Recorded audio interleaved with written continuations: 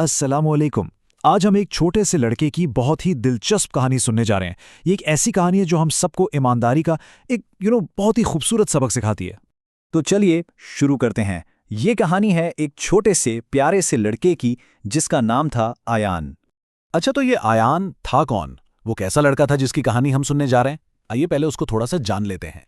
तो आयान वो एक बहुत ही नेक और फर्माबरदार बच्चा था। उसकी कुछ बहुत प्यारी आदतें थीं, जैसे वो रोज़ अपनी अम्मी के साथ नमाज पढ़ता था और पाबंदी से कुरान की तिलावत करता था। और देखें, यही वो छोटी छोटी आदतें थीं जिन्होंने उसके दिल में नेकी की बुनियाद को मजबूत कर दिया था। लेकिन जैसा कि अक्सर होता है, जिंदगी आपका इम्तिहान लेती है। तो जल्द ही आयान की जिंदगी में भी एक ऐसा दिन आया जब उसे एक अनोखे इम्तिहान का सामना करना पड़ा। हुआ कुछ यूं कि एक दिन जब वो स्कूल से घर वापस जा रहा था तो अचानक रास्ते में उसकी नज़र कुछ पैसों पर पड़ी जो जमीन पर गिरे हुए थे।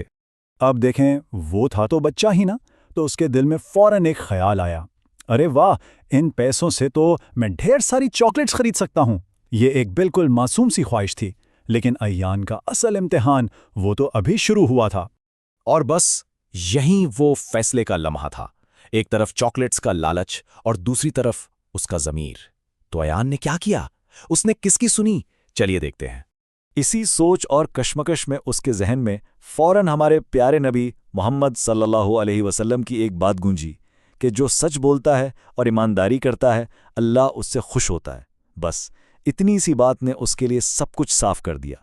उसने फौरन दिल के लालच को एक तरफ रखा और एक पुख्ता मजबूत फैसला किया। वो ये सारे पैसे अपने टीचर को दे देगा ताकि इसका जो असली मालिक है उस तक ये अमानत पहुंच जाए।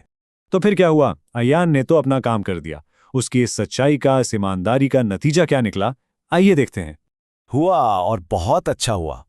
अगले ही दिन स्कूल में उन पैसों का असली मालिक मिल गया। लेकिन बात सिर्फ इतनी नहीं थी।